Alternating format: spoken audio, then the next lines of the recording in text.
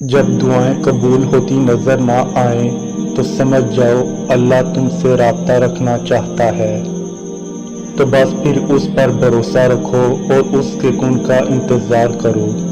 یہ دکھ بھی ختم ہو جائے گا، یہ وقت بھی گزر جائے گا۔ جو سکون تمہیں کہیں سے نہیں مل سکا اسے ایک دفعہ تہجد میں ڈھونڈ کر تو دیکھو، جو تمہیں اب تک نہیں ملا اسے تہجد میں مانگ کر دیکھو۔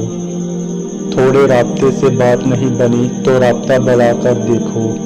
اللہ سے مانگو، بار بار مانگو، تب تک مانگتے رہو جب تک وہ اس چیز کو تمہاری جولی میں نہیں رکھ دیتا یا تمہارا دل بدل نہیں دیتا۔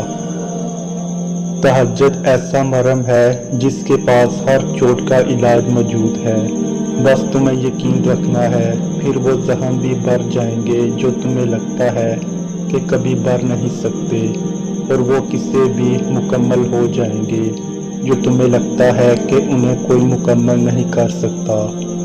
اور مت بھولو تمہارا رب سب کچھ کر سکتا ہے۔ تو اگر وہ تمہارے دل میں دعا کا خیال لا رہا ہے تو وہ تمہیں اس بات کا اشارہ دے رہا ہے کہ اب بھی سب ختم نہیں ہوا، اب بھی کن کی امید باقی ہے، اب بھی وہ تمہارے نصیب کو تمہاری چاہت کے مطابق کر سکتا ہے۔ اور پھر جب تمہارا دل تمہیں اللہ کے روبرو لے جاتا ہے تو وہ تمہیں تھام لیتا ہے۔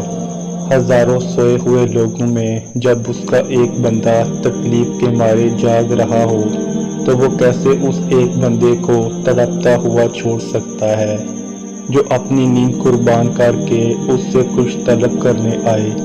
اللہ کیسے پھر اسے خالی ہاتھ جانے دے سکتا ہے؟